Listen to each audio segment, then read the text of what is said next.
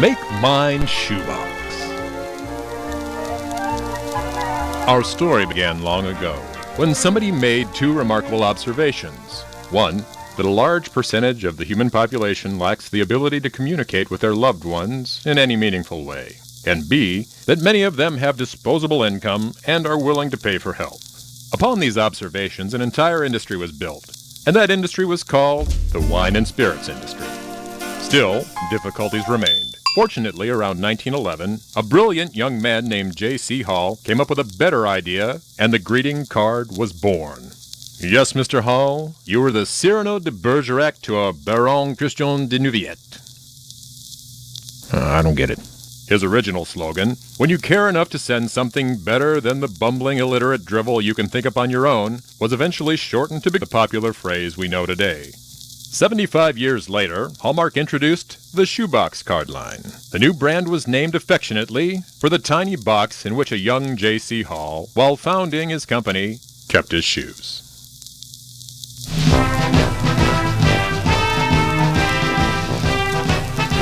Say, friend, that's a nifty greeting card you've made. I suppose now you're in the greeting card business, right? Wrong. Just because you make something doesn't mean anyone's going to buy it. You need to have a business plan, a marketing strategy, financing, insurance, sales, facilities, benefits, manufacturing, engineers, advertising, and a network of retail outlets and strategic partnerships. Sound like a living hell? Don't worry. There are people who are good at these things. While you're painting flowers in your overalls, the business experts are out there wearing uncomfortable clothing, working to ensure there will always be a market for your folded scraps of paper. All they ask in return is a small share of the profits.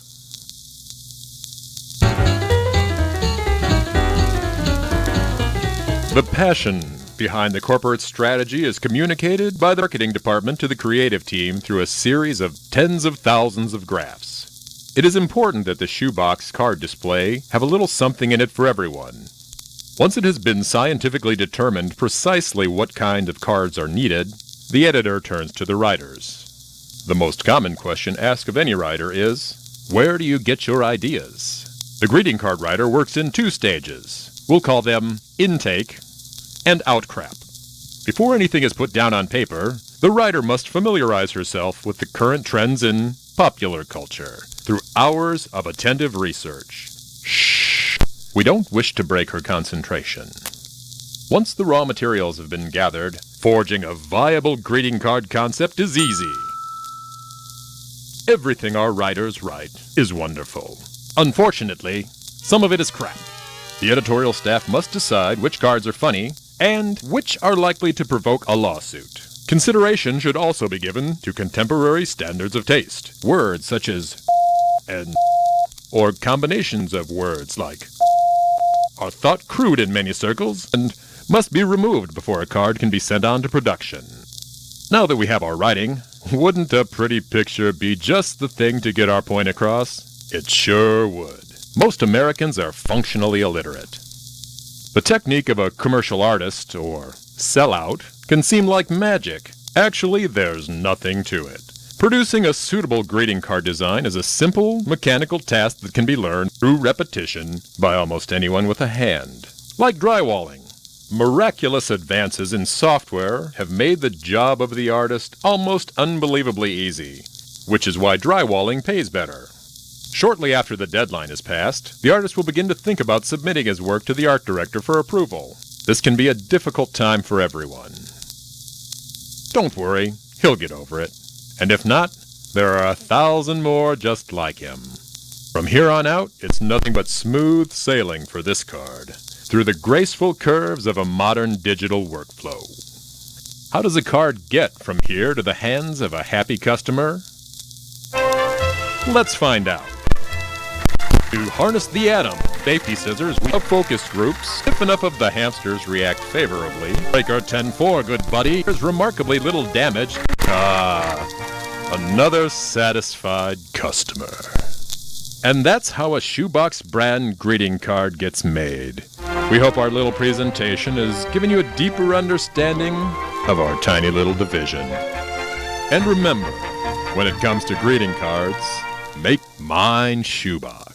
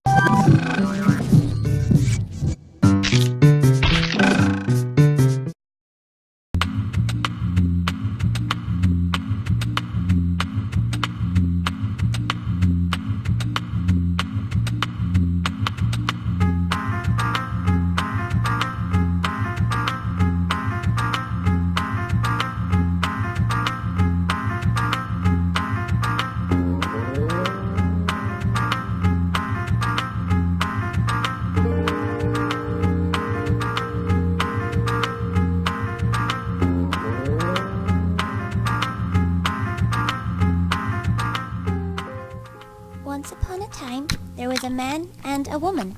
They had no children, but they wished with all their hearts the gods would bless them with a family. Why do you keep hitting your brain cells and my money up against the wall? If you weren't shooting blanks, I'd have something else to do! Cheers! One night, when the woman was sleeping, she saw a tiny little fairy flying through the window.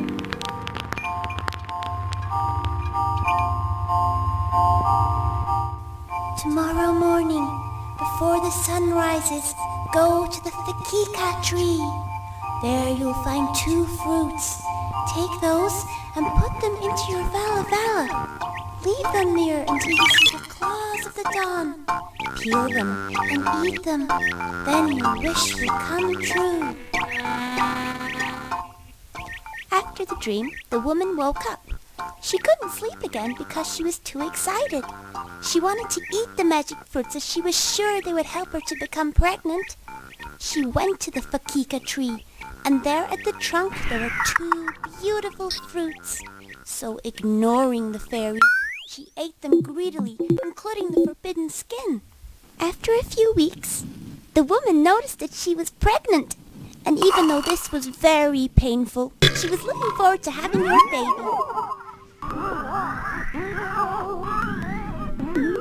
I can see something.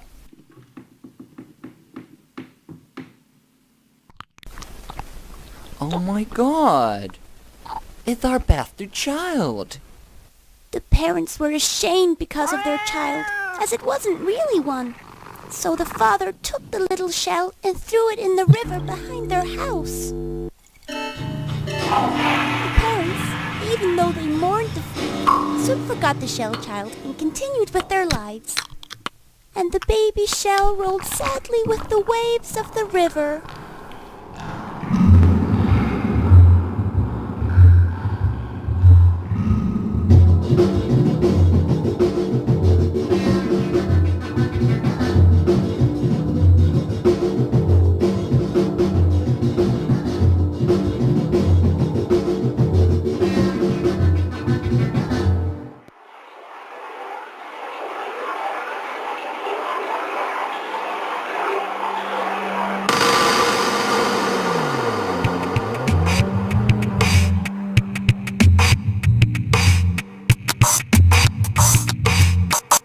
Was the lake where the prince took his bath. There was an overlapping stone. Under the stone, the shell hid herself and secretly watched the prince.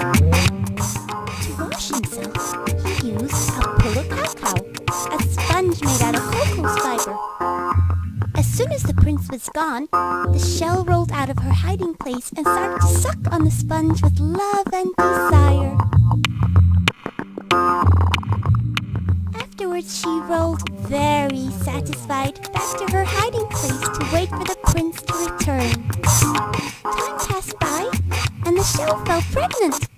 As the hour of her birth was nearing, the shell rolled back to her parents' house. Mum, Dad, I have come back to bear you a grandchild. Even though she's a shell, she's still our daughter. Story goes, the shell bared a real baby.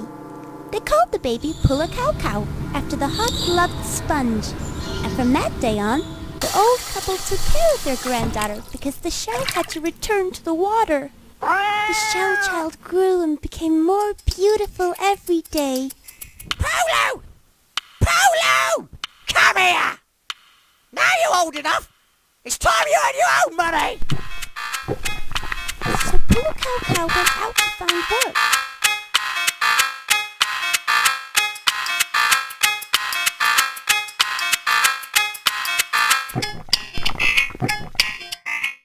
She felt really lost, so she started to hang around with girls she met on the street.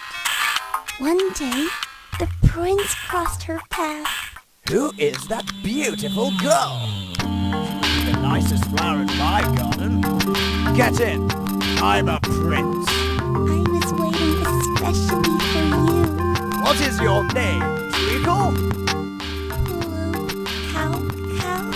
What? Sponge? What a curious name for such a beautiful girl. So the noble prince went to ask her parents for their daughter's hand in marriage. She's our granddaughter. First we have to ask her mother. Go home, venerated prince. We'll let you know. The prince was wondering, but then he went back to his castle. And Pulla Cow went back to the river to call for her mum. Show, Mum! The prince wants to marry me. My beloved daughter, tell him, if you want to marry your own daughter, then marry me. When the prince returned, Pulla Cow repeated her mother's words. He was very upset, as the only thing he wanted was Pulla Cow demanded to see her mother. Stop wailing. Take me out of the water and hold me up as high as you can and then throw me onto the ground. Oh no, I can't do that. Even though you are a shell, you're still my mother. How can I kill you?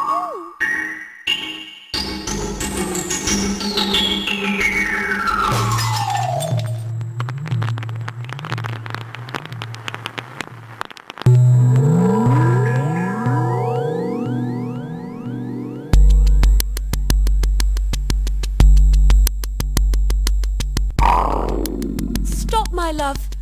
This is Pulla Cow, our daughter. My whole life I was locked in a shell. The spell could only be broken by someone who loves me, bursting my skin and washing me with their tears. It was our daughter's love that was strong enough. Now I'm free. This is Hulula, Sunbeam, my princess. The wind stopped blowing, and even the birds fell silent. Everyone was so astonished by what had happened. And they lived happily ever after.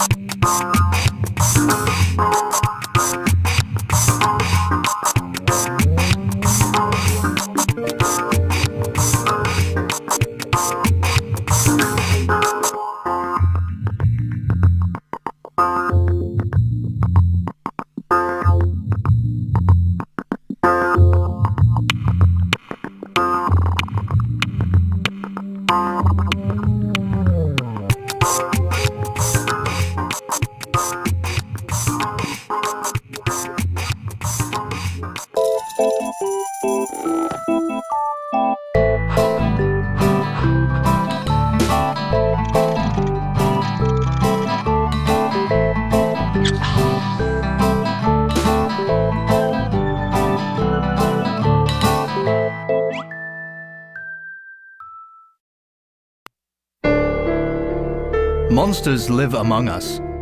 Join us as we explore these great mysteries from around the world and help you to know your monsters. A helpful guide. In Northern Ontario, you'll discover Old Yellowtop. This cousin of Bigfoot is characterized by his shy nature, strong musk, and the distinctive mop of yellowish hair that grows on its head. Since 1906, Yellowtop has exposed himself many times to lonely woodsmen and miners. Today, experts believe that he has either died of old age or is in disguise. Point Pleasant, West Virginia, the late 1960s.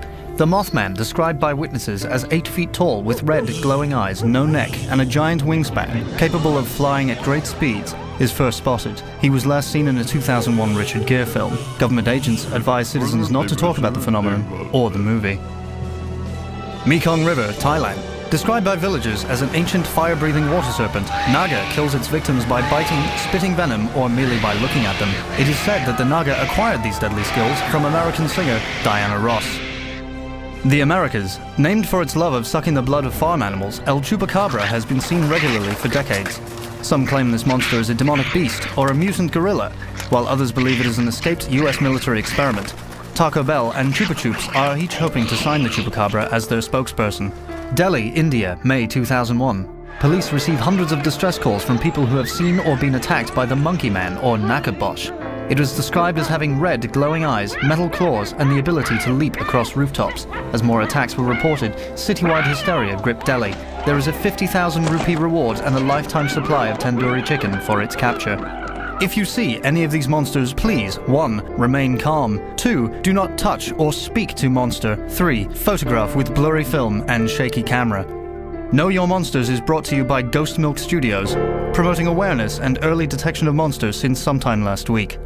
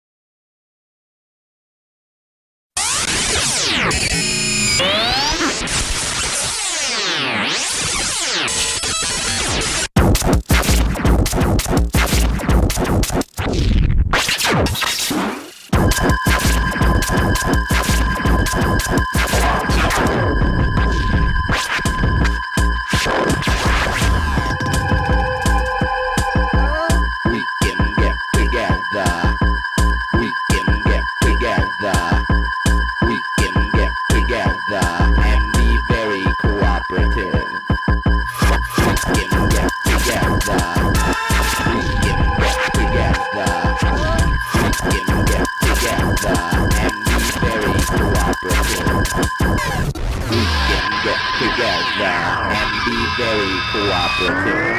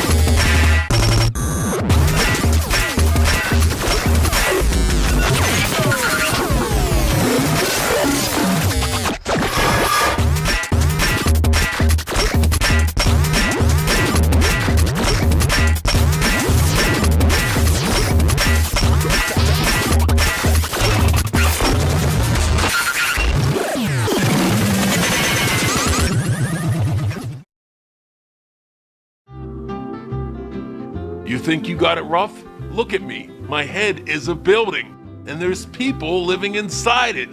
I hear their fights and parties every night.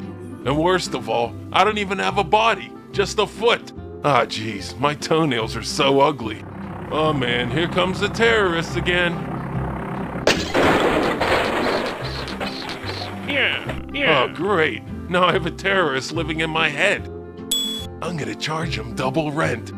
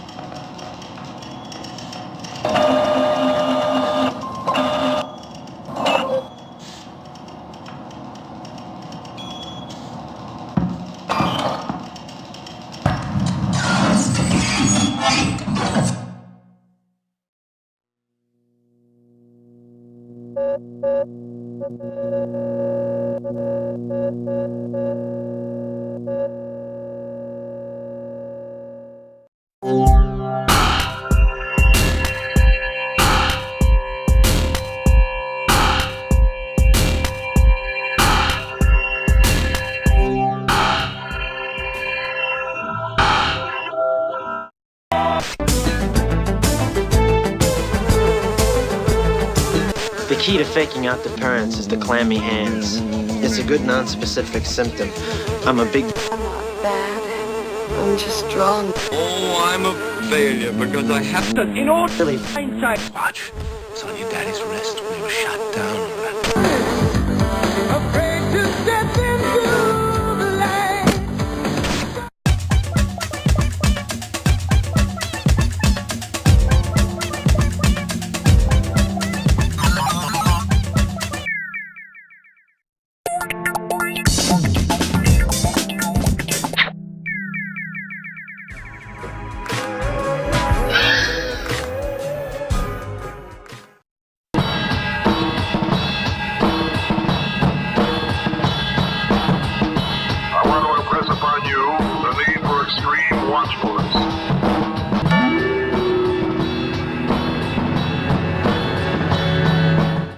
Great!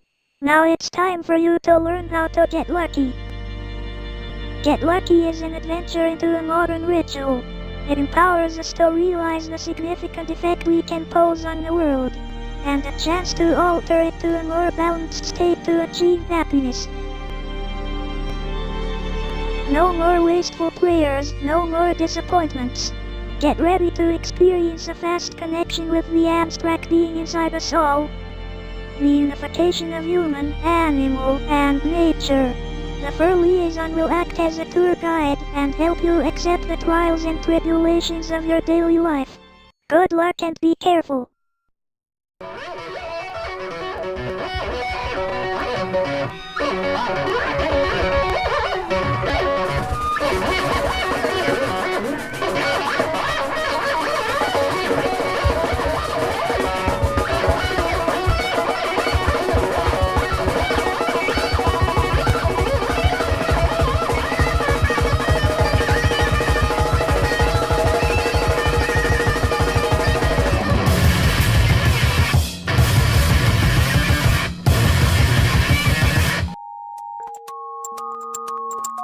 The Six Gods. Black Serpent King, ruler of chaos. Black Serpent King represents the dark end of the world. He is the passion for excellence and undying hunger, pain and suffering, reward and desire. He is the lord of mischief and hysteria and good luck. He represents the natural instincts that exist inside us. Sex, money, fame, and power. His lower sanctuary is highly inhabited with super friend mouthy spirits, who guard the book of great fortune and power. White Wizard King. White Wizard King represents the white powers of the world, keeping order by maintaining the world's structure in harmony by continually tipping the scales between good and evil. Superpowers include